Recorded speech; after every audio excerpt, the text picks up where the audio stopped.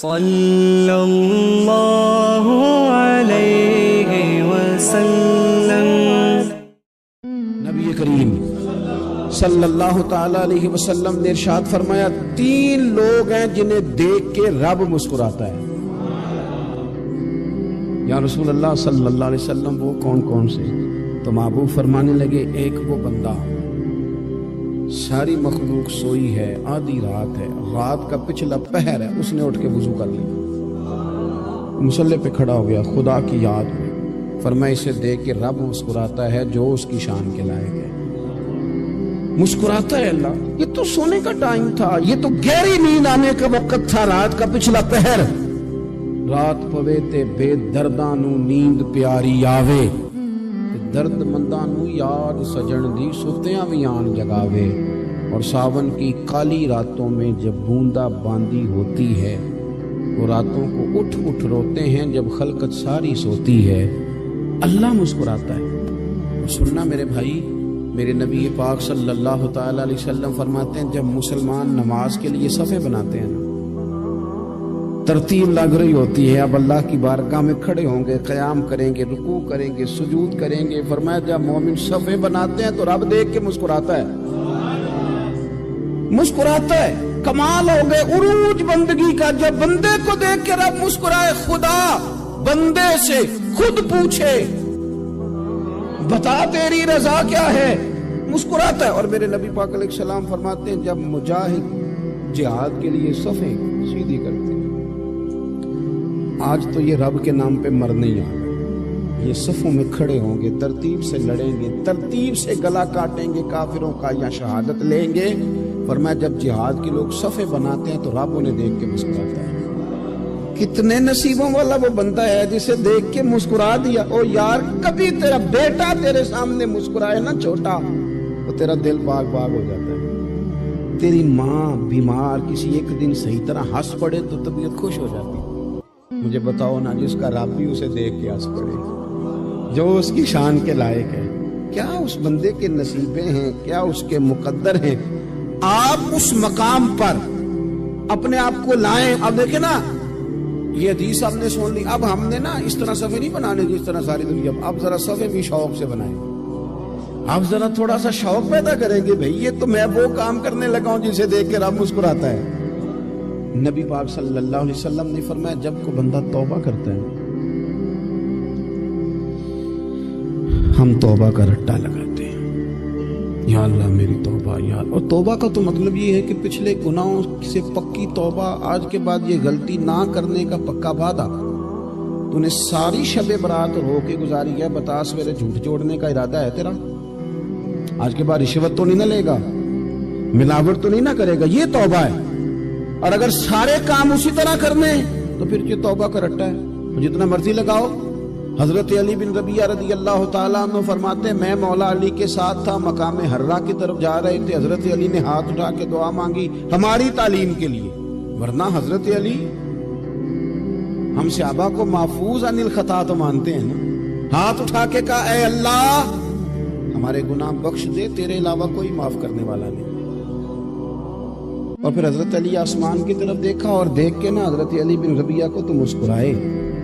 حضرت علی بن ربیعہ کہنے لگے حضور مسکرائے کیوں ہو؟ فرمانے لگے ایک دن میں حضور کے ساتھ اسی طرح آیا تھا، اسی طرح حضور نے دعا فرمائی تھی ہماری تعلیم کے لیے، اور پھر حضور مجھے دیکھ کے مسکرائے تھے اور فرمایا جب کوئی بندہ رب کی بارگاہ میں اس طرح استغفار کرتا ہے تو رب مسکراتا ہے، اور مسکرا کے فرماتا دیکھ لو میرے بندوں کو پتا ہے کہ میرے علاوہ معاف کرنے والا کوئی نہیں، انہیں پتا ہے، تم اس کی بارگاہ میں رجوع تو لاؤ، آؤ تو صحیح دو آنسو لے کر۔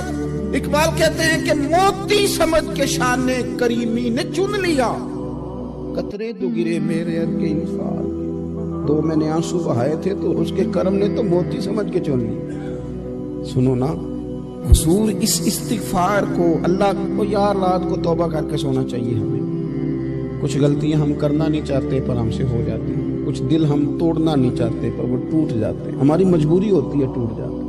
رات کو اس کی بارگاہ میں ہاتھ باندھ کے کشکول طلب دراز کر کے خوب استغفار پڑھنا چاہیے کہ مالک بندے ہیں نا کیا کریں، نفس کا ساتھ ہے، دنیا کا ساتھ ہے، خواہشات نفسانیہ، مالک معاف کر دے، درد سے توبہ، رسم نہ ہو، کہانی نہ ہو، لفظ نہ ہو، جملے نہ ہو، اور جناب ایسے لوگوں کے بیچ بڑے ہاتھ باندھ کے اور بڑا کوئی ضرورت نہیں، آپ اکیلے اپنی چارپائی پہ بستر کے اندر منہ دے کے بھی درد سے کہیں گے نا معاف کر دے تو وہ تو مہربانی بڑھائے۔ میرے نبی پاک صلی اللہ علیہ وسلم مثال دیتے ہیں، فرمایا ایک آدمی صحرا میں جا رہا، صحابہ سے حضور خطاب کر رہے ہیں، فرمایا ایک آدمی صحرا میں جا رہا تھا، اس نے اپنی اونٹنی پہ کھانا پانی پیسے ہر چیز رکھی ہوئی تھی، صحرا تھا بہت بڑا، درمیان صحرا کے گیا تو تھوڑا سا سستانے کے لیے آرام کرنے کے لیے اونٹنی سے نیچے اترا، اب اس نے اونٹنی کی لگام اونٹنی کی نکیل اپنے سرہانے کے نیچے رکھی، ہاتھ کے ساتھ پکڑی اور سو گیا۔ تھوڑی ہی دیر کے بعد جب اس کی آنکھ کھلی تو دیکھا اونٹنی غائب ہے۔ صحرا میں وہ پیدل نہ آگے جا سکتا ہے، نہ پیچھے جا سکتا ہے، نہ دائیں نہ بائیں، کھانے کو روٹی نہیں، پینے کو پانی کا قطرہ نہیں، تھوڑا ادھر بھاگا ادھر بھاگا، تھک گیا۔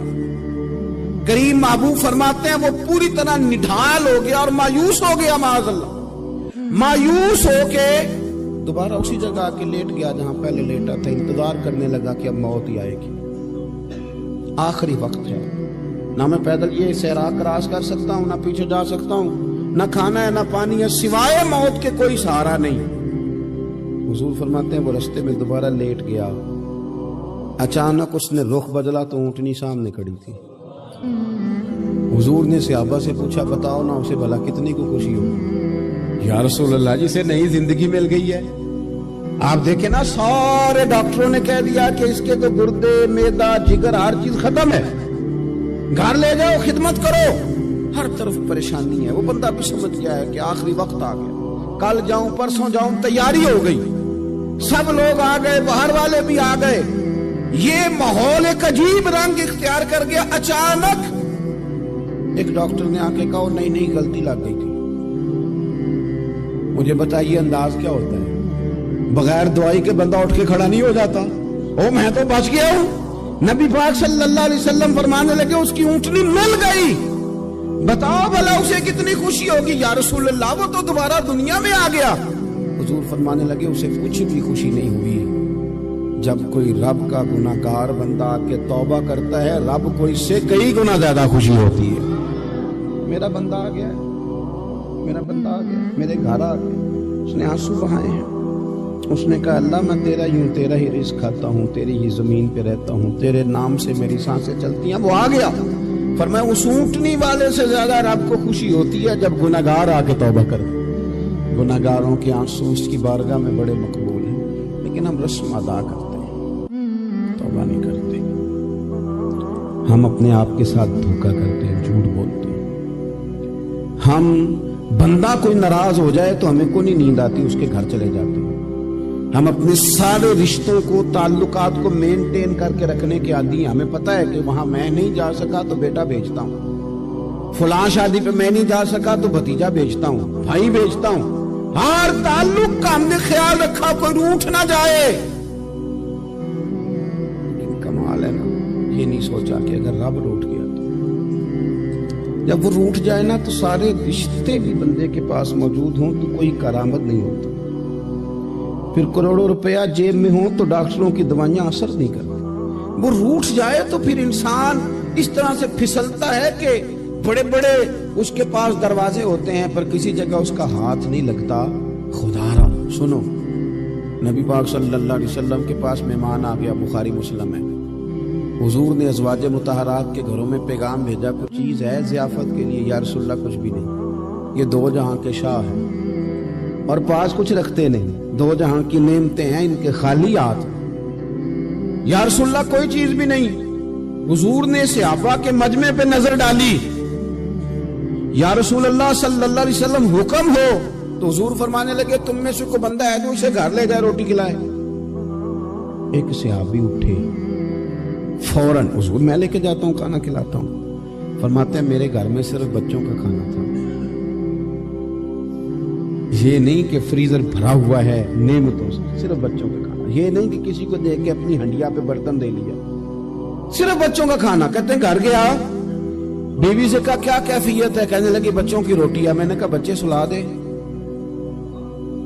صبح ناشتہ کر لیں گے. تو کہنے لگی آپ کیا کھائیں گے؟ تو میں نے کہا نہ میں کھاؤں گا نہ تو کھائے گی، مہمان جو نبی پاک کا ہے. اچھا اب ذرا تجویز دیکھو میاں بیوی کی سوجھی آپس میں. کہتے ہیں کھانا لگا دینا کیونکہ ایک آدھ بندے کا کھانا ہے.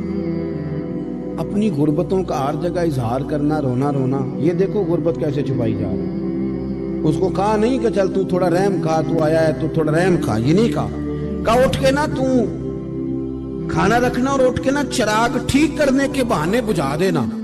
ہم دنیا والوں کے سامنے کیوں اپنے دکھ بیان کریں؟ ہم جو کہیں گے رب رسول کی بارگاہ میں کہیں گے. تو نہ چراغ ٹھیک کرنے کے بہانے، اہلیہ اٹھی کھانا دینے کے بعد چراغ ٹھیک کرنے کے بہانے بجھا دیا. خامد بھی ہاتھ چلاتے رہے، بیوی کبھی برتن رکھتی کبھی اٹھاتی، پتہ چلے کہ کھانا کھا رہے ہیں. کھانا کھایا جا رہا ہے. کہتے ہیں مہمان پیٹ بھر کے کھانا کھا گیا. یہ کام ہوا رات کے اندھیرے میں. اس وقت ہوا جب چراغ بھی بند تھا. اس وقت ہوا جب کوئی دیکھنے والا نہیں تھا، کسی پڑوسی کو بھی خبر نہیں تھی.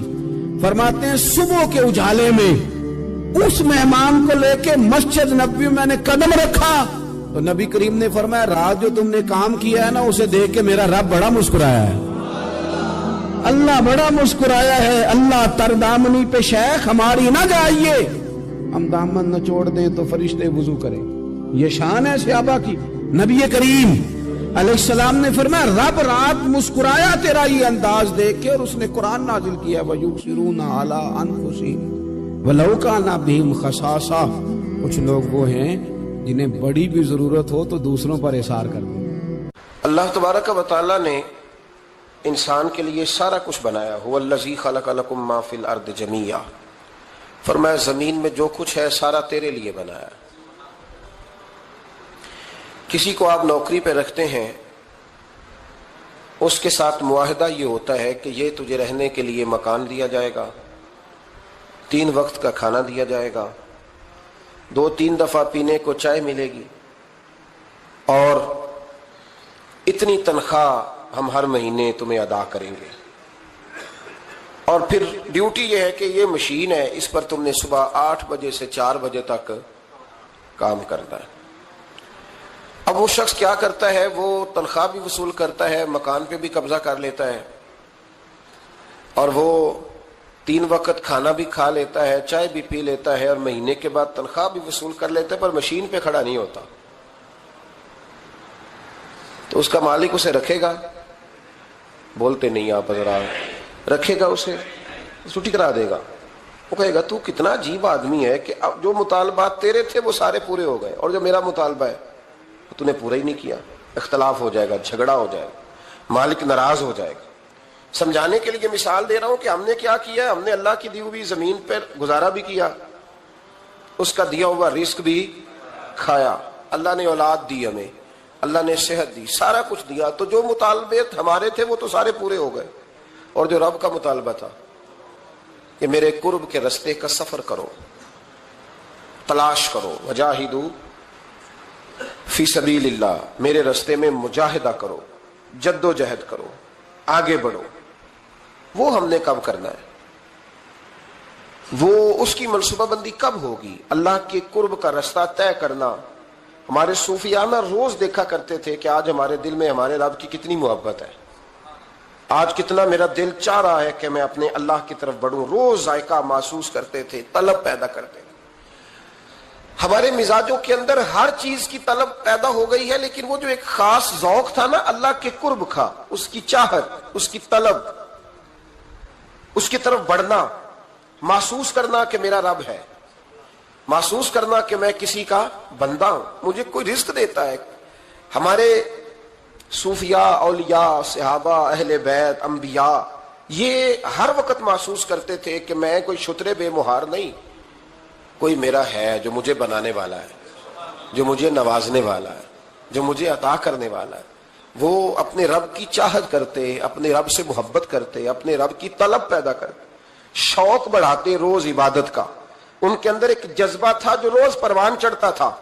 5 نمازیں پڑھنے کے باوجود وہ اشراق پڑھتے، چاش پڑھتے، تہجد پڑھتے، صلاۃ اللیل پڑھتے.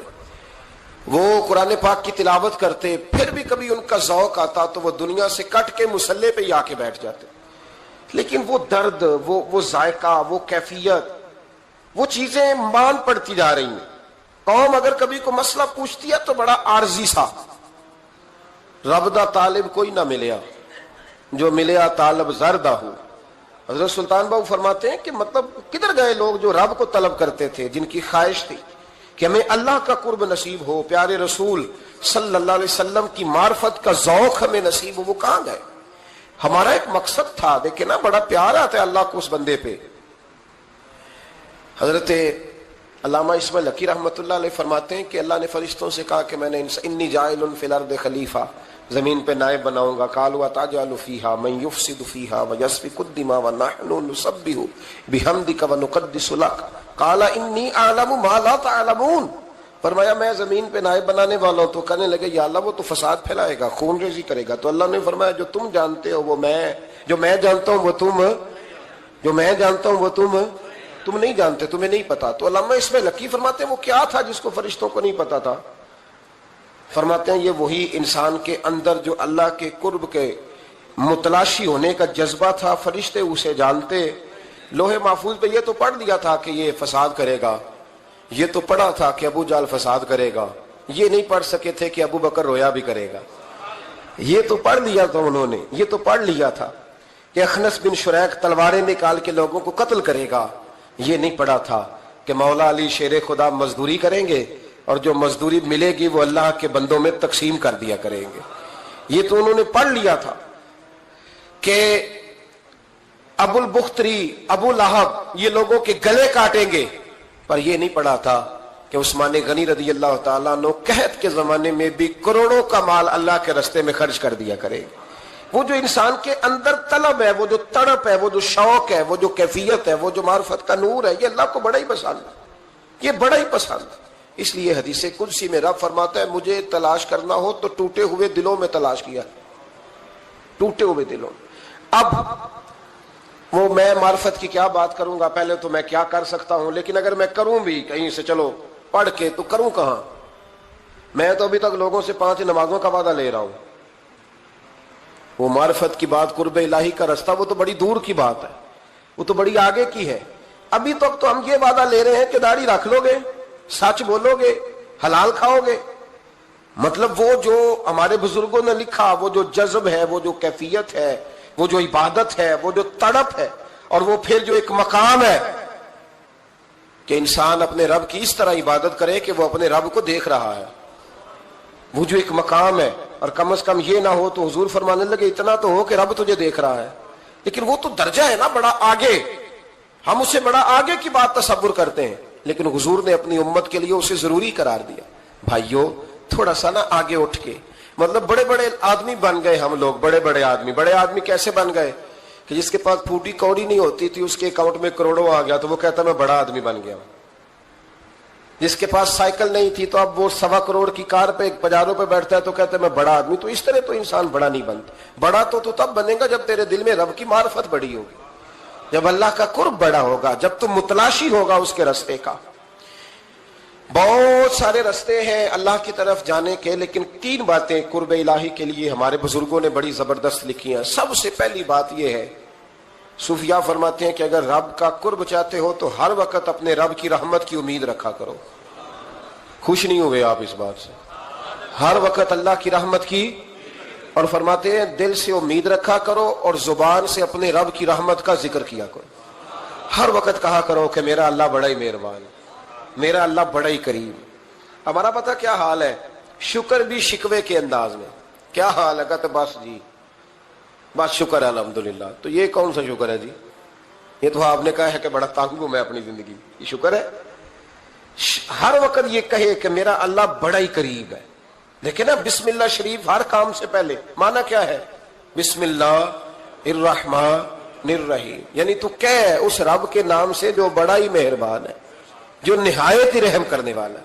ہر وقت کہے کہ میرا اللہ بڑا مہربان ہے، میرا اللہ بڑا رحم. ہر وقت وہ خاص ذوق، وہ درد، وہ شوق، بس تو کہے کہ یار جو اللہ نے مجھے دیا ہے وہ شاید اللہ نے کسی اور کو دیا ہی نہیں. تیرا یہ ذوق بنے, تیرے اندر اللہ کی رحمت کے ساتھ خاص تعلق پیدا ہو. میرے رسول کریم علیہ السلام ہر مقام پہ اپنے رب کی رحمت کا ذکر فرماتے. بات کسی کی ہو رہی ہوتی, حضور چھیڑ اللہ کی رحمت کا ذکر دیتے. ایک صحابی چڑیا کے بچے اٹھا کے لے آئے. وہ چڑیا شکایت لے کے آئی اور حضور کے کندھے پہ بیٹھ کر شکایت کرنے لگی کہ حضور آپ کے صحابی نے میرے بچے اٹھا لیے. بات تو چڑیا کے بچوں کی ہو رہی تھی نا. رسول کریم فرمانے لگے اس کے بچے چھوڑ دو. اور پھر حضور فرمانے لگے دیکھو یہ چڑیا اپنے بچوں سے کتنا پیار کرتی ہے. جب چڑیا اتنا پیار کرتی ہے تو رب اپنے بندوں سے کتنا پیار کرتا ہو. اللہ کتنی رحمت والا ہوگا. یعنی ہر بات میں رسول کریم نا, ہر بات میں اللہ کی رحمت کا ذکر. ایک جنگ کا موقع ہے تو صحابہ کرام علیہم رضوان فرماتے ہیں کہ دوران جنگ ایک عورت کا بچہ کھو گیا اور بچہ بھی دودھ پیتا تھا. دودھ پیتا بچہ کچھ دیر ملے نا تو ماں کی چھاتیوں میں دودھ جوش مارتا ہے. دودھ پیتا بچہ کھو گیا تو عورت دیوانوں کی طرح, مجذوبوں کی طرح بچہ تلاش کرتی. میرا بچہ, کبھی ادھر جاتی ہے کبھی ادھر جاتی ہے, ڈھونڈتی ہے, تلاش کرتی ہے, پریشان ہوتی. میرے رسول کریم کی نظر پڑ گئی, حضور کی نظر رحمت ہو گئی. تو محبوب فرمانے لگے صحابہ بتاؤ اس کا بچہ ڈھونڈو. ایک صحابی کہنے لگے حضور مجھے پتا ہے کہاں ہے, ابھی ملوا دیتا ہوں. تو حضور نے فرمایا یہ اپنے بچے سے کتنا پیار کرتی. عرض کی حضور نہ کوئی ماپ سکتا ہے, نہ کوئی تول سکتا ہے, نہ کوئی اندازہ کر سکتا ہے. حضور کی آنکھوں میں آنسو آ گئے. فرمایا ذرا ایک بات تو بتاؤ یا رسول اللہ پوچھئے. فرمایا اگر اس کا بچہ اسے مل جائے تو یہ اسے آگ میں ڈالے گی. تو صحابہ عرض کرنے لگے حضور ہو ہی نہیں سکتا, یہ تو گرم ہوا نہیں لگنے دے گی. تو حضور فرمانے لگے میرا رب اس سے بہت بڑھ کر اپنے بندوں سے محبت کرنے والا اور اس سے بہت بڑھ کر اپنے بندوں پہ رحم کرنے والا ہے. وہ بھی چاہتا نہیں کہ اس کے بندے جہنم میں جائیں, وہ بھی چاہتا. حضور ہر لمحہ اللہ کی رحمت کا ذکر کرتے ہیں, صبح سے شام تک نا. آج آپ نے جمعے سے لے کر تراویح تک, عشاء تک, وہ جو گھٹنا درد کرتا ہے نا اس کو مہربانی کر کے چھوڑ دیں, اور جو بچہ نافرمان ہے اس کو بھول جائیں. آج سارا دن نا اللہ کی رحمت کا ذکر کریں کہ اللہ بڑا ہی کریم ہے, اس کے فضل کا ذکر کریں. ایک کاروبار ہی نہیں نا چلتا, پیر تو چلتے ہیں نا اللہ کے فضل سے, زبان تو چلتی ہے نا, ہاتھ آنکھیں یہ سارا کچھ چل رہا ہے نا. جو شے نہیں نہ چل رہی اس کو آج چھوڑ دے, مہربانی کریں. جو ساری چل رہی ہیں اس پر تو اللہ کی رحمت کا اظہار کریں, اس پر تو غور فرمائیں. امام غزالی نے بڑی خوبصورت روایت لکھی. حضرت ابو ہریرہ رضی اللہ تعالیٰ عنہ فرماتے ہیں کہ ہم لوگ بیٹھے تھے تو یکا یک ایک دیہاتی عربی آیا, یکا یک اندر داخل ہوا. السلام علیکم کہا. بندہ بڑا سادہ تھا, یہ بھی نہیں پوچھا کہ باتیں کیا ہو رہی تھی, کوئی سوال جواب نہیں. سلام لینے کے فوراً بعد عرض کرتا یا رسول اللہ ایک مسئلہ پوچھنا تھا. کہتے ہم حیران ہو گئے کہ یار پہلے پوچھ تو لے, پہلے کیا بات ہو رہی, آتے ہی اپنی چھیڑ دی ہے. ایک مسئلہ پوچھنا. تو حضور نے فرمایا پوچھو. عرض کرنے لگا حضور یہ بتائے قیامت والے دن حساب کس نے لینا ہے. تو محبوب مسکرائے, فرمایا بولے آدمی سادی سی بات ہے, حساب اللہ نے لینا ہے. کہتے وہ بات سن کے نا تو چل پڑا, جواب سن کے تو چل پڑا, رکا ہی نہیں. تو حضور نے فرمایا ٹھہر تو جا, پہلے تو آیا ہے, سلام لی ہے, بات بھی کوئی نہیں کرنے دی, دھڑام سے اندر داخل ہوا ہے اور سوال کا جواب لیا اور پھر تو نے تبصرہ ہی نہیں کیا تو نکل گیا ہے. یا رسول اللہ حکم کرے. فرمایا کیا پوچھ رہا تھا.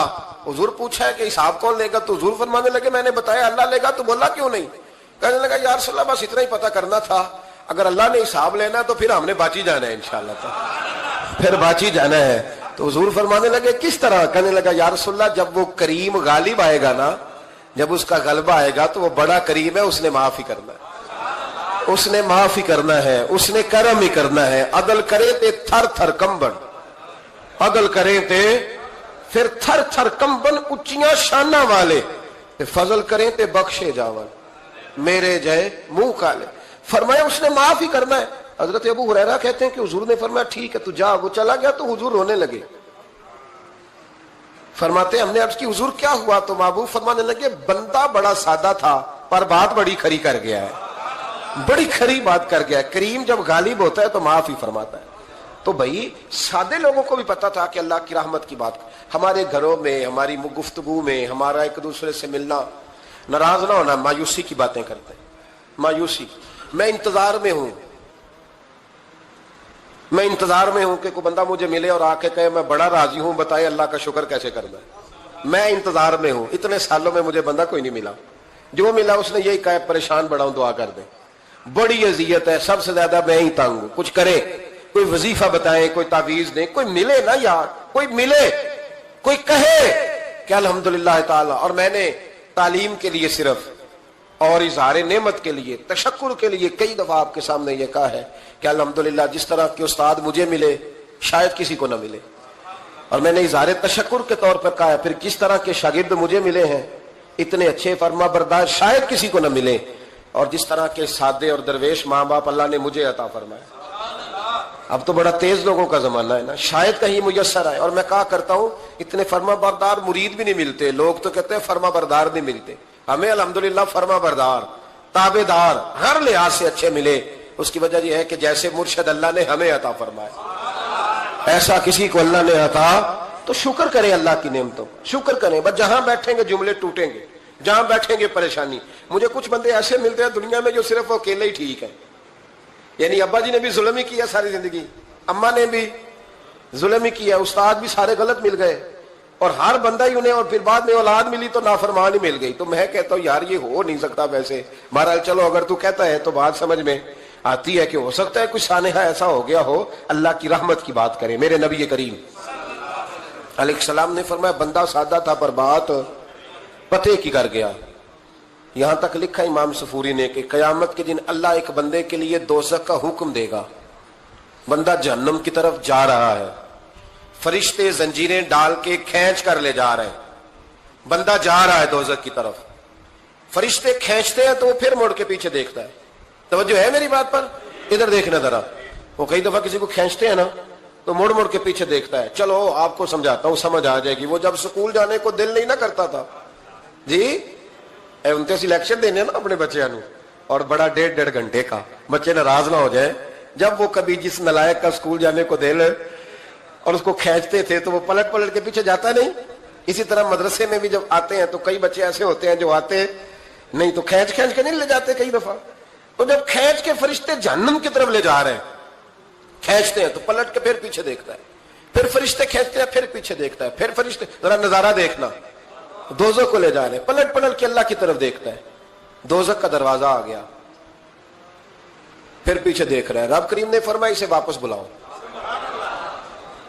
رحمت دا دریا الہی, بلاؤ اسے واپس. واپس آیا, اللہ نے فرمایا بتا تو پلٹ پلٹ کے کیا دیکھتا تھا؟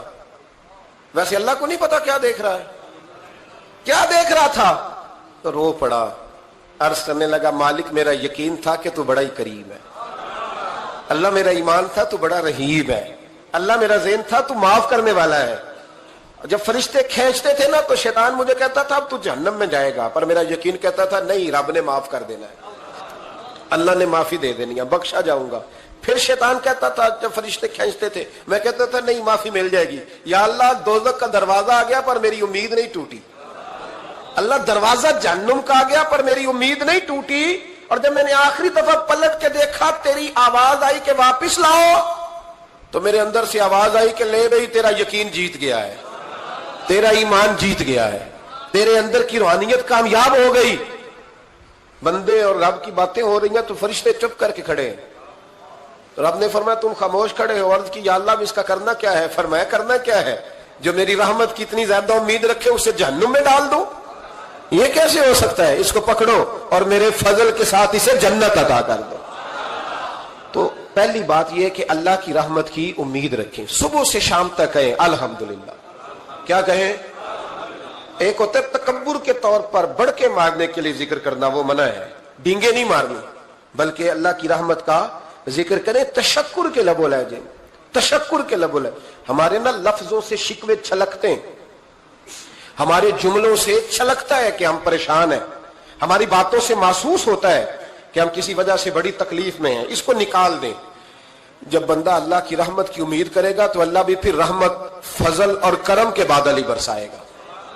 دوسری بات ہمارے بزرگوں نے لکھی ہے, اگر اللہ کے قرب کا رستہ طے کرنا ہے تو وہ اس طرح ملے گا کہ اللہ کے ہر فیصلے پہ راضی ہو جاؤ. جہاں اللہ نے مجھے بٹھایا میں راضی ہو جاؤں, جہاں اللہ تبارک و تعالیٰ نے میرے بھائی کو بٹھایا ہے وہاں میرا بھائی راضی ہو. جہاں جہاں اللہ نے ہمیں بٹھایا ہے ہم اس جگہ پہ راضی.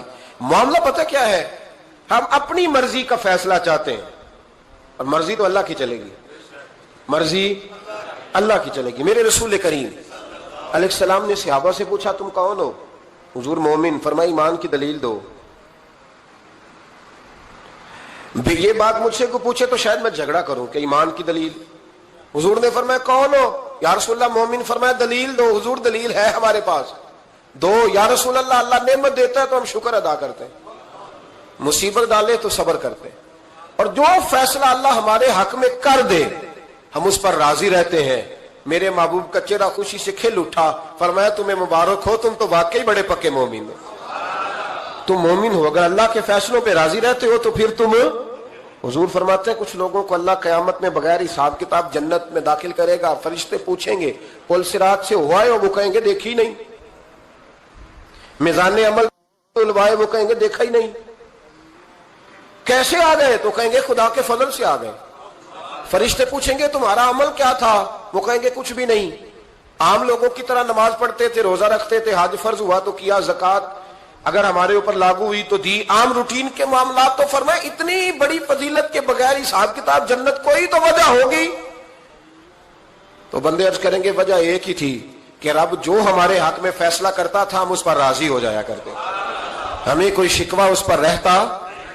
علامہ ڈاکٹر محمد اقبال رحمت اللہ علیہ, توجہ ہے میری بات پر؟ ادھر دیکھنا ذرا میری طرف. اللہ آپ کو خوش رکھے. کچھ لوگ نا جی کہتے ہیں ڈاکٹر اقبال نے داڑھی کیوں نہیں رکھی تھی؟ تو یہ غلطی کی علامہ اقبال نے, رکھنی چاہیے تھی انہیں. ناراض ہو گئے آپ لوگ؟ جو جس کی غلطی ہے وہ اس کی یہ غلطی ہو گئی ان سے, انہوں نے نہیں ٹھیک کیا. اب اقبال کے داڑھی نہ رکھنے سے کیا سنت کی مخالفت پر اسے ڈگری دی جائے گی؟ وہ میں کیوں نہ ہوں, جو کام خلاف سنت ہے وہ بہرحال. لیکن میرا سوال یہ ہے کہ اقبال نے صرف داڑھی نہیں رکھی, باقی سارے کام اچھے کیے, تو آپ باقی کے تو سارے اچھے کر لینا. اقبال نے جو کام کیا, جو دین کا درد دیا, جو پیغام دیا, جو جدوجہد کی, اس کو تو سمجھ لو نا. مطلب صرف داڑھی پہ آ کے دلیل پکڑتے ہو. علامہ اقبال نے مکان بھی نہیں بنایا اپنا, کتنا بڑا آدمی ہے, کوئی جائیداد ہے اس کی؟ تسی بھی چھوڑو مکان سارے.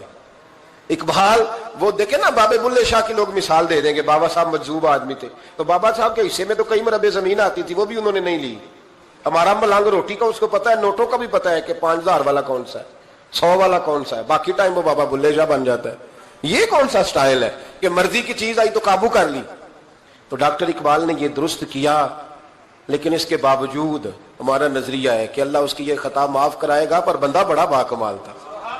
یہ بڑی خوبی تھی, اور اس میں بھی کچھ حکمت ہوگی, کچھ باتیں ایسی انہوں نے لکھی ہیں بعض جگہوں پہ. لیکن اقبال کی جو معرفت ہے, جو حسن ہے, جو وقار ہے ان کے لب و لہجے میں, اس کا انکار کیا جا سکتا نہیں.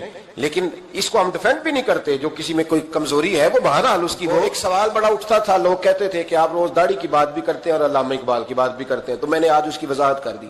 بات کی سمجھ آ گئی آپ حضرات؟ علامہ اقبال نے ایک بات لکھی ہے. اقبال کہتے ہیں جب میں لندن میں وکالت کرتا تھا تو ایک خاتون تھی, لیڈی بارنس اس کا نام تھا. چھوٹے موٹے مقدمات لے کے وہ میرے پاس آتی تھی. بی بی ایک ہوٹل چلایا کرتی تھی, اس کا خامن جو تھا وہ فوج میں ملازم تھا. اقبال نے خود لکھا ہے, اقبال فرماتے ہیں کہ ایک دن وہ خاتون پھر کسی کیس کے سلسلے میں میرے پاس آئی, تو جب وہ آئی تو اس نے نقاب اوڑھا ہوا تھا, برقع کیا ہوا تھا. تو چونکہ اس نے نقاب اوڑھا تھا, مسلمانوں کی نشانی تھی. نقاب اوڑھنا کن کی نشانی ہے؟ اللہ آپ کو خوش رکھے. تو کہتے ہیں وہ نشانی چونکہ اہل اسلام کی تھی تو مجھے تجسس ہوا. میں نے کہا لیڈی خیریت ہے؟ میم صاحبہ یہ برقع پہنا ہوا ہے. تو کہنے لگی ہنس کے, اقبال مجھے پکا یقین تھا کہ آپ ضرور پوچھیں گے. تو میں نے کہا اچھا تو یہ برقع؟ تو کہنے لگی الحمدللہ میں مسلمان ہو گئی. تو میں نے فوراً کہا کہ آپ کا شوہر تو فوج میں ملازم ہے, فوجی کے لیے بدلنا اور پھر ملکی قانون اور یہ چیزیں. تو کہنے لگی اس نے مجھے کیا کہنا تھا, وہ خود کلمہ پڑھ گیا. تو کہتی ہیں میں اور متجسس ہوا, وہ کیس کی بات کرتی تو میرا تجسس بڑھ گیا. میں نے کہا تو کیس چھوڑ کے بتا کلمہ کیسے پڑھا؟ تو کہنے لگی اقبال اصل بات یہ ہے کہ میں نا بے اولاد تھی, خامد بھی بڑے اچھے پیسے کماتا, میں خود بھی ہوٹل چلاتی, پر ڈپریشن اور ٹینشن اور بلا وجہ کی پریشانیاں جان نہیں چھوڑ. یہ ٹینشن اور ڈپریشن کا نا مجھے عربی ترجمہ کوئی نہیں ملا. یہ ڈپریشن اور ٹینشن کا نا میں نے تلاش کیا ہے, لیکن مجھے عربی لغت کے اندر ان کے معنی مجھے لگتا ہے کہ اس زمانے میں یہ چیزیں تھی ہی نہیں. ہوتی تو ان کا کوئی نام بھی, یہ آج ہے نا تو اس لیے آج کے زمانے میں ہی نام ہے مفت کا, مفت کی پریشانی. تو کہتی ہے مجھے ٹینشن اور ڈپریشن رہتی تھی ہر وقت.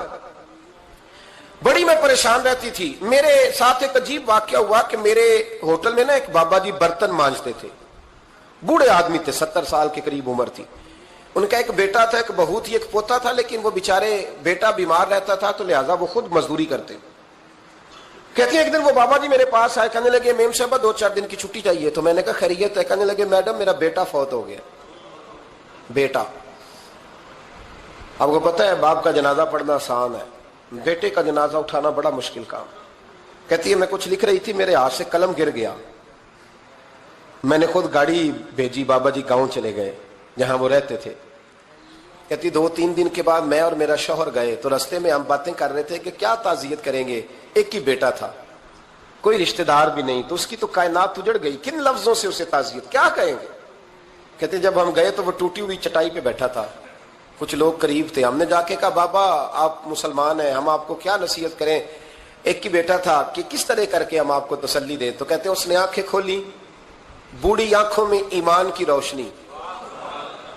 कहने लगा बीबी क्या ताजियत की बात करती हो, मैंने कोई पैसे जमा करा के बेटा लिया था, खुदा ने फजल से दिया था, अदल से ले गया है।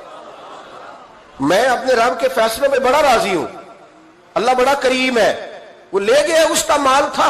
आप यकीन करें हमारे देहाती लोग ये क्या करते थे, मैंने कानों से सुना है। एक बूढ़े आदमी का एक दफा बेटा फौत हो गया तो किसी ने उससे कहा बाबा छोटी उम्र में बच्चा चला गया, तो मुझे लफ्ज नहीं भूलते, कहने लगे पुत्र अल्लाह दी फसल है, कच्ची वड्डे तावी हो दी। सुने आपने भी कभी ये फिक्रा, कच्ची वड्डे ते पक्की लै जाए ते तावी है जो दी। तो जब उसका जी चाहा वो ले गया। अल्लाह अकबर। वो खातून कहती है कि वो बाबा जी से मैंने कहा कि चलो आप 1 महीने की छुट्टी कर ले, तो कहने लगा नहीं मैडम मैं मुसलमान हूं, मुफ्त की रोटी नहीं खाता, मजदूरी करके खाता हूं, मैं इंशाल्लाह 2-3 दिन के बाद काम पे आ जाऊंगा। कहते हैं वो चंद दिनों के बाद आ गया। अल्लाह की कुदरत के अभी 2-3 माह गुजरे थे, फिर आया, मैडम छुट्टी चाहिए कुछ दिनों की। मैंने कहा खैरियत है? कहने लगे वो मेरी बहू भी हार्ट अटैक से फौत हो गई। कहते अब मैं भी तड़प गई और ईसाई हो कि मेरी आंखों में आंसू आ गए। मैंने कहा घर का दरवाजा बंद हो गया, अब ये बेचारा क्या करेगा। वो अपने शौहर के गम में हार्ट अटैक से फौत हो गई। कहते हम फिर 2-3 दिन के बाद ताजियत के लिए गए, फिर टूटी हुई चटाई, बूढ़ा ना अपनी उंगलियों से जमीन पर कुछ बना रहा। कहती करीब गई और मैंने जाके कहा बाबा अब तो तसल्ली आपने खुद ही करनी है, जो निजाम था वो तो हो गया। तो कहते हैं फिर उसने आंखें खोली, आसमान की तरफ देखा तो कहने लगा बेटी कोई परेशानी नहीं, मेरा बेटा बगैर शादी के भी तो फौत हो ही सकता था ना, बस मेरे मालिक ने जब चाहा जैसे चाह हुआ। मैं इंशाल्लाह 2-4 दिन के बाद काम पे आऊंगा, ये मेरा 3-4-5 साल का पोता है, अभी स्कूल दाखिल हुआ है, मैं साथ ले आऊंगा, वहां मेरे साथ ऊपर क्वार्टर में जहां मैं रहता हूं ये भी रहेगा। कहती है मैं सख्ते में आ गई उसकी कैफियत देख के। वो पोते को साथ ले आया। कभी कभी मैं देखती छत पे खड़े होके कि दादा घोड़ा बना हुआ है और पोता सवारी कर रहा है। वो सवेरे उठता, उसको स्कूल छोड़ के आता, शाम को लेके आता, प्यार करता, मोहब्बत करता। तीसरी मंजिल पर हमने क्वार्टर दिया हुआ था, वहां दादा पोता रहते। अल्लाह तू बड़ा बेनियाज है। कहती है इकबाल एक दिन ना पोता ऊपर वाली मंजिल पे खेल रहा था, उसका पैर फिसला, वो गर्दन के बल जमीन पे गिरा। मुझे खबर हुई तो मैं दौड़ी, एम्बुलेंस मंगाई। खून से लिथड़े हुए उस बच्चे को दादे ने अपनी गोद में रखा। और जब हम अस्पताल की तरफ गए तो हॉस्पिटल बाद में आया, जनाबे इजराइल पहले आ गए और कहते हैं वो गोद में दम तोड़ गया। फिर दादे ने उसे अपने हाथों से गुस्ल दिया, फिर उसने अपने बूढ़े हाथों से कब्र खोदी और फिर मिट्टी डाल के कहने लगा इन्ना लिल्लाहि व इन्ना इलैहि राजिऊन। जे सोना ही मेरे दुख विच राजी, जे सोना ही मेरे दुख विच राजी। फिर सुख नू चुल्ले डावा। कहते वो मिट्टी डाली उसने और जब वो वापस पलटा तो मैं बाजू से थाम के होटल करीब लाई और मैंने उसके करीब कहा कि बाबा तू टूट गया है, तू बिखर गया है, मुझे महसूस होता है कि अब ना तेरी रातें और तेरी सुबह और तेरी शामें गमों में गुजरेंगी। तो कहते हैं यूं उसने हाथ रखे और यूं आंसू छटक दिए। कहने लगा मैडम क्यों क्यों, मेरे अंदर कोई अकीदा नहीं, मैं कोई लवारस हूं, मेरा कोई रब नहीं, मैं क्यों परेशान रहूंगा, मैं तो पक्का हुआ फाल हूं, थोड़े दिन गुजरेंगे कब्र में जाऊंगा और जब जन्नत में जाऊंगा तो अल्लाह मेरी बेटे से भी मुलाकात कराएगा, میرے پوتے سے بھی ملاقات کرائے گا, میرا رب ساری ملاقاتیں کرا دے گا, میں اپنے اللہ کی رضا پہ بڑا راضی ہوں. وہ خاتون کہتی ہے میرا اور میرے شوہر کا کلیجہ پھٹنے لگا. میں نے کہا بابا یہ جذبہ کہاں سے ملتا ہے, یہ سکون کہاں سے آتا ہے, یہ کیفیت کیسے ملتی ہے؟ مجھے کہنے لگا تو نے لینی ہے؟ میں نے کہا. تو کہنے لگا تو بھی گنبد خضرا والے نبی کا کلمہ پڑھ جا, تو بھی رسول اللہ کا کلمہ پڑھ جا.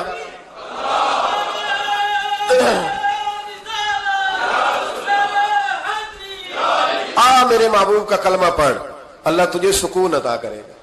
ایک حدیث نہ پڑھ دو مسلم شریف سے, بخاری سے ایک حدیث نہ پڑھ لو تاکہ یہ بات مضبوط ہو جائے.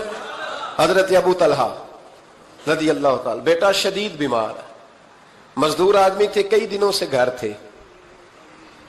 بیوی کہنے لگی اگر آپ گھر میں بیٹھے رہیں گے تو کھائیں گے کہاں سے, جاؤ آپ مزدوری کرو, میں بیٹے کو دیکھتی ہوں. ابو طلحہ مزدوری کرنے چلے گئے. شام کو آئے تو بیٹا فوت ہو چکا تھا. عورتیں بے حوصلہ ہوتی ہے نا اکثر, پر بیوی نے سفید کپڑا ڈال کے کمرے میں رکھ دیا. بیٹا, ماں اور بیٹا کو ناپ تکتا ہے رشتہ, بیٹے میں سفید چادر ڈال کے کمرے میں رکھ دیا. حضرت ابو طلحہ انصاری آئے, بیٹے کا کیا حال ہے؟ کہنے لگی اللہ کی رحمت میں ہے. اللہ کی, کیسا جملہ ہے, اللہ کی رحمت میں ہے. خامد نے کھانا کھایا, بیوی سے ملنے کو دل کیا تو ملاقات ہوئی. فارغ ہو کے بیٹھے تو خاتون اٹھ کے نا خامد کے قریب گئی, اس کا ہاتھ تھاما. کہنے لگی نبی کریم علیہ السلام کے صحابی ہو, ایک مسئلہ دریافت کرنا تھا, بتاؤ گے؟ کب پوچھو. کہنے لگی اگر کوئی آپ کے پاس امانت رکھوائے اور پھر اپنی امانت واپس مانگے تو کیا کرو گے؟ حضرت ابو طلحہ کہنے لگے پوچھنے والی کیا بات ہے, جس کی امانت ہے واپس کر دیں گے. اب زوجہ روئی, اب صبر والی بی بی روئی, اب ماں روئی, آنسو ٹپکے. آنچل سے پوچھ کے کہنے لگی ابو طلحہ وہ بیٹا بھی اللہ کی امانت تھا اور رب اپنی امانت لے گیا ہے, اٹھو غسل کفن کا بندوبست کرو. حضرت ابو طلحہ اٹھے, آمتے کامتے ہاتھوں سے غسل کفن دیا, مسجد نبوی میں پہنچے, محبوب کی بارگاہ میں عرض کیا تو رسول کریم فرمانے لگے تیرے اور تیری بیوی کے عمل سے اللہ بھی بڑا راضی ہے, اللہ کے رسول بھی بڑے راضی ہے, اور اللہ تجھے برکت عطا کرے گا. صحابہ کہتے ہیں پھر اللہ نے انہیں 9 بیٹے عطا فرمائے. پھر اللہ نے انہیں, اللہ کی رضا پہ راضی رہنا سیکھو, اللہ کے قریب چلے جاؤ گے, اللہ کی رضا پہ. حضرت سفیان ثوری دعا مانگ رہے تھے, یا اللہ راضی ہو جا, یا اللہ راضی ہو جا, یا اللہ راضی ہو جا, دعا مانگ رہے تھے. بی بی رابعہ بصری پردے کے پیچھے بیٹھی تھی. جب دعا لمبی ہو گئی تو کہنے لگی سفیان بس کر, کوئی اگلا لفظ بھی بول, بس کر. آپ فرمانے لگے تجھے کیا ہوا؟ تو کہنے لگی تو کب سے کہہ رہا یا اللہ راضی ہو جا, یا اللہ راضی ہو جا, پہلے اپنے دل پہ ہاتھ رکھ کے بتا تو اللہ سے راضی ہے؟ تو راضی ہے اللہ سے؟ تو روز نہیں کہتا پیسے نہیں ہے میرے پاس مجھے دے, تو روز نہیں کہتا یا اللہ فلانی چیز کوئی نہیں دے, اے اللہ فلاں کو دے دیا مجھے کیوں نہیں دیتا معاذ اللہ, تو روز شکوے نہیں کرتا؟ فرمایا پہلے تو راضی ہو جا. ترمذی شریف کی حدیث ہے, میرے نبی کریم علیہ السلام نے فرمایا تم اللہ کے دیے ہوئے تھوڑے رزق پہ راضی ہو جاؤ, اللہ تمہاری تھوڑی عبادت سے راضی ہو جائے. دیکھیں نا امام حسین کا آخری جملہ کیا ہے میدان کربلا, آخری جملہ کیا ہے؟ میں 5000 مسجد دے کے کہتا ہوں دیا نہیں میں نے, اللہ بڑا راضی ہے مجھ سے, 5 نمازیں پوری نہیں پڑھتا. امام علی مقام نے نا دل, کلیجہ, جان, اولاد, ہر چیز نکال کے رکھ دی, تو آخری جملہ یہ تھا اے اللہ بتا تو حسین سے راضی ہے کہ ناراض ہے؟ اللہ تو راضی ہے کہ ناراض ہے؟ بھائی پہلی بات رحمت الہی, دوسرا اللہ کی رضا پہ, یعنی عجیب بات ہے نا, جب اللہ کروڑوں دے تو دنیا چھپاتی ہے, اور جب تھوڑا کاروبار ٹھنڈا ہو جائے تو ساری دنیا کو دنیا بتاتی ہے. تو جب میں تو کہہ رہا ہوں کہ میں بندہ ڈھونڈ رہا ہوں جو مجھے ملے, آ کے کہے کہ شکر کا طریقہ بتاؤ, تو مل ہی نہیں رہا. کو ملے جو کہے بڑی خیر ہے, ہر لحاظ سے اپنے رب سے راضی ہو, مل ہی نہیں رہی دنیا. تیسری بات, اگر اللہ کے قریب جانا ہے, یہ ان لوگوں کے لیے جو معرفت الہی کے متلاشی ہیں وہ خاص توجہ کریں. اگر رب کریم کے قریب جانا ہے تو پھر ایک ذہن بنائیں کہ میرا رب میرے ساتھ ہے, میرا رب میرے, نحنو اقرب الیہ من حبل الورید. اور درویش کہتے ہیں جے میں تینوں اندر جانا تو پھر مقید جانا, جے میں تینوں باہر جانا تے اندر کون سمانا, اندر بھی تو ہے تے باہر بھی تو, وچ بلا کون نمانا. پھر تصور کریں کہ اللہ میرے ساتھ ہے, حضرت جنید بغدادی رحمۃ اللہ علیہ کہتے ہیں میں نے اپنے مرشد سے کہا کوئی وظیفہ جو پڑھا کروں، تو فرمانے لگے جنید پڑھا کر کہ اللہ میرے ساتھ ہے اور اللہ مجھے دیکھ رہا ہے، یہ وظیفہ پڑھا کر۔ کیمرے لگا دیے ہر جگہ ہماری گورنمنٹ نے، کہتے ہیں کیمروں کی مدد سے پکڑا گیا، کیمروں کی مدد سے، مسجدوں کے دروازوں پہ کیمرے، ایئرپورٹوں پہ کیمرے، ریلوے اسٹیشن پہ کیمرے، بڑے بڑے جنرل سٹور پہ کیمرے، نیچے لکھا ہے خبردار کیمرے کی آنکھ آپ کو دیکھ رہی ہے۔ کیمرے کی آنکھ دیکھے تو لوگ گناہ نہیں کرتے، تو یہ کیوں نہیں سوچتے کہ رب ہمیں دیکھ رہا ہے؟ یہ تصور کیوں نہیں جمتا کہ رب ہمیں؟ اور اللہ فرماتے ولی من خاف مقام ربہ جنتان، جو اللہ کے سامنے کھڑے ہونے سے ڈر جائے گا نا، اللہ اسے 2 جنتیں عطا فرمائے گا۔ اللہ اسے ایک دفعہ اگر کوئی ڈر گیا اللہ کے سامنے کھڑے ہونے، کتنی دفعہ بولیں تو صحیح؟ اس پر ہمارے مفسرین نے لکھا ہے کہ کبھی زندگی میں ایسا ہو کہ گناہ پر ہمارا پورا قبضہ ہو گیا ہو، گناہ پورا قابو میں آ گیا، اب کوئی روکنے والا نہیں، تو فرمایا جو اس وقت اللہ کے خوف سے ڈر جائے گا اللہ اسے 2 جنتیں عطا فرمائے گا۔ امام شافعی رحمۃ اللہ علیہ کے زمانے میں نا ایک بادشاہ کا اپنی بیوی سے جھگڑا ہو گیا، تو وہ بھی ملکہ تھی، کسی بادشاہ کی بیٹی تھی، شہزادی تھی، اس نے بھی سخت جملہ کہا، کہنے لگی چل دور ہٹ جہنمی، معاذ اللہ۔ اب اس نے اپنے خامد کو جہنمی کہا تو کہا، وہ کہنے لگا اس کا خامد کہ اچھا تو مجھے جہنمی کہتی ہے، جا پھر اگر میں جنتی نہیں تو تجھے 3 طلاقیں۔ اب کیسے ثابت ہو کہ جنتی ہے کہ جہنمی ہے؟ کیسے پتہ چلے گا؟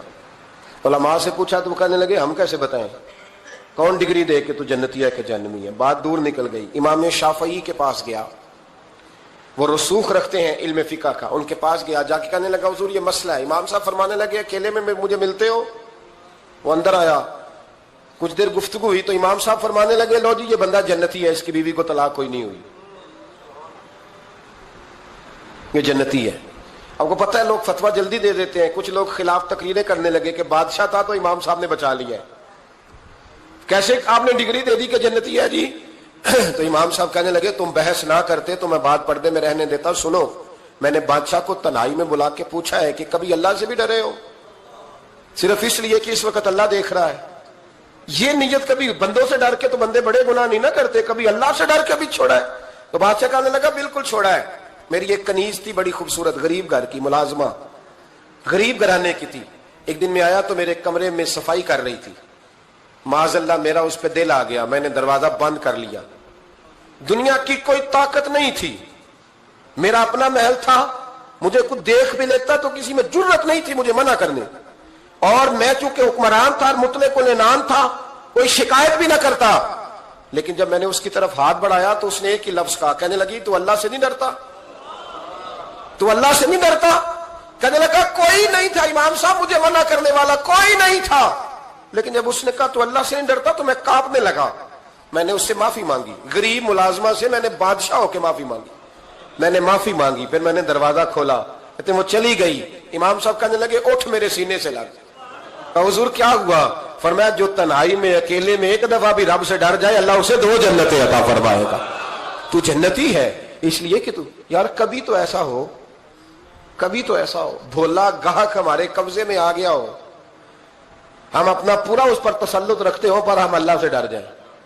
کبھی ایسا ہو کہ کروڑوں روپیہ ہمارے تسلط میں ہو، ہم چاہیں تو جتنا مرضی استعمال کریں لیکن ہم اللہ سے ڈر جائیں۔ حضرت عمر کا زمانہ تھا، ایک نوجوان صحابی کا بیٹا مسجد جایا کرتا تھا، بڑا نیک تھا۔ ایک عورت اس کو اپنی طرف بلانے لگی، لبھانے لگی، نوجوان تھا۔ ایک دن دل آ ہی گیا بی بی پہ، عشاء کی نماز پڑھ کے اس کے گھر کی طرف جا رہا تھا کہ کسی قاری صاحب نے آیت پڑھ دی ولی من خاف مقام ربہ جنتان، جو اللہ کے سامنے کھڑے ہونے سے ڈرے گا رب 2 جنتیں عطا کرے۔ یہ آیت کیا سنی کہ نوجوان بے ہوش ہو کے گرا۔ کسی نے باپ کو خبر دی کہ تیرا بیٹا بے ہوش ہے، باپ گھر لائے، بالوں میں ہاتھ پھیرا، بیٹے کیا ہوا؟ اس نے آنکھیں کھول کے کہا ابا جی میں نے گناہ کیا نہیں، لیکن میرا قبضہ پورا ہو گیا تھا گناہ پہ، وہ بالکل راضی تھی، میں چاہتا تو میں گناہ کر لیتا لیکن میں اللہ سے ڈر گیا، کیا واقعی رب مجھے 2 جنتیں دے گا؟ تو باپ نے ماتھا چوما، کا بیٹا اللہ کے وعدے بڑے ہی سچے ہیں، بڑے سچے ہیں، تو یہ تصور کر کے اللہ مجھے دیکھ رہا ہے، پھر ڈر جا، واقعی 2 جنتیں دے گا۔ اس نوجوان نے چیخ ماری اور روح ہی پرواز کر گئی۔ رات کو جنازہ پڑا, دفن کر دیا, صبح حضرت عمر آئے, پر میں اتنا نیک نوجوان تھا تو مجھے کیوں نہیں بتایا؟ میں اس کے غسل میں شریک ہوتا, کفن میں شریک ہوتا, میں جنازہ پڑھاتا. حضور بس رات دیر ہو گئی, دفن کر دیا. امام سیوطی نے لکھا, ابن کثیر نے لکھا, ابن عساکر نے لکھا, حضرت جناب عمر فاروق فرمانے لگے مجھے بتاؤ تو صحیح اس کی قبر کہاں ہے؟ نیک ہو کوئی بندہ تو قبر پہ جانا چاہیے. فرمایا بتاؤ قبر کہاں ہے؟ حضرت عمر کو قبر پہ لے گئے تو سیدنا فاروق اعظم قبر پر کھڑے ہو کے فرمانے لگے نوجوان مجھے امید ہے اللہ نے تجھے 2 جنتیں دی ہوں گی. حضرت عمر کہتے ہیں مجھے اللہ کی قسم قبر کے اندر سے بول پڑا, کامل پیر ہونا دے باہو قبر جنا دی جیوے. قبر کے اندر سے بول پڑا, کہنے لگا عمر امید والی بات نہیں, میرے رب کے وعدے بڑے سچے ہیں, اس نے واقعی مجھے 2 جنتیں عطا فرمائی, اس نے واقعی 2 جنتیں دی ہیں. کبھی کوئی کام تو ایسا ہو جو صرف اللہ سے ڈر کے چھوڑا جائے, ہونا چاہیے کہ نہیں ہونا چاہیے؟ آپ یقین کریں بچوں سے ڈر کے ہم نے بڑے کام چھوڑ دیے, بھائیوں سے ڈر کے چھوڑ دیے, دنیا داروں سے ڈر کے چھوڑ دیے. اور کبھی کبھی میں کہہ دیتا ہوں کہ بہت سارے ماں باپ نے اولاد سے ڈر کے چھوڑا, بہت سارے استاد شاگردوں سے ڈرتے ہیں, الا ماشاءاللہ کچھ پیر مریدوں سے ڈرتے ہیں. کاش ہم اللہ سے ڈرنا شروع کریں. جب رب سے ڈرو گے پھر کسی اور سے نہیں ڈرو گے. اللہ کا خوف سنوارتا ہے, سجاتا ہے, یہ ذہن بنائیں. حضرت سیدنا عبداللہ ابن عمر رضی اللہ تعالیٰ عنہ کر رہا تھا تو صحرا میں کھانا کھانے کے لیے بیٹھا, ایک چرواہا بکریاں چرا رہا تھا, میں نے دعوت دی روٹی کھا لو, کہنے لگا میں نے روزہ رکھا ہے. آپ فرماتے ہیں غریب آدمی تھا, نفلی روزہ. میں اٹھ کے قریب گیا, میں نے کہا پتہ تو کروں صرف روزے دار ہے کہ نیک بھی ہے؟ صرف کچھ روزے دار ہوتے ہیں پر نیک, ناراض نہ ہو جائیے گا, حضرت عبداللہ ابن عمر کی بات کر رہا ہوں. کچھ نمازی ہوتے ہیں پر نیک, حاجی ہوتے ہیں پر نیک, وہ تقوی نہیں اختیار کرتے, مقاصد نماز اور مقاصد روزہ نہیں جانتے. کہتے میں قریب گیا تو میں نے جا کے اسے کہا یہ بکری بڑی پیاری ہے, بیچ نہیں دیتا میرے ہاتھ؟ کہنے لگا میری نہیں, میں تو چرواہا ہوں, تنخواہ پہ بکریاں چراتا ہوں, کسی اور کی ہیں, مالک کوئی اور ہے. تو فرماتے ہیں میں نے اسے کہا کہ مالک کو کہہ دینا کہ ایک بکری بھیڑیا لے گیا تھا, یہ 300-400 بکریاں, مالک کو کیا پتہ, کہنے ایک بھیڑیا لے گیا ہے. تو کہتے ہیں اس نے داڑھی جھاڑی تو گرد اڑی, غریب آدمی مٹی میں لتڑا ہوا, لیکن اس کی آنکھوں میں اتنی روشنی. کہنے لگا حضور بکریوں کے مالک سے تو کہہ دوں گا بھیڑیا لے گیا ہے, اور جب کائنات کا مالک پوچھے گا, جب عرش کا مالک پوچھے گا تو کیا جواب دوں گا؟ آپ فرماتے ہیں میں واپس آیا, میں نے پتہ کیا کس کا غلام ہے, پہلے غلام خریدا, پھر بکریاں خریدی, پھر وہ بکریاں اسے تحفے میں دے دی. کہنے لگا حضور یہ کیا ہے؟ فرمایا تو رب سے ڈرتا تھا نا تو اللہ نے تجھے انعام عطا فرمایا ہے.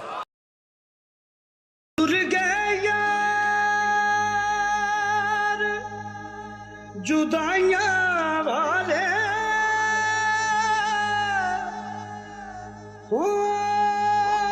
مینو چھڈ گئے بچ پردیساں,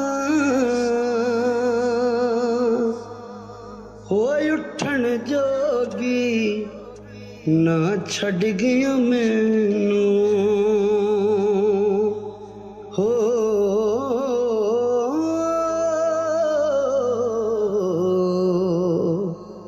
بیٹھی ہنجواں ہار نہ چھڈنا چھڈ یار دا بوہا, ہو جاویں گی روگی جیڑی بکری جڑوں وچڑی تے او بگیاڑا جوگی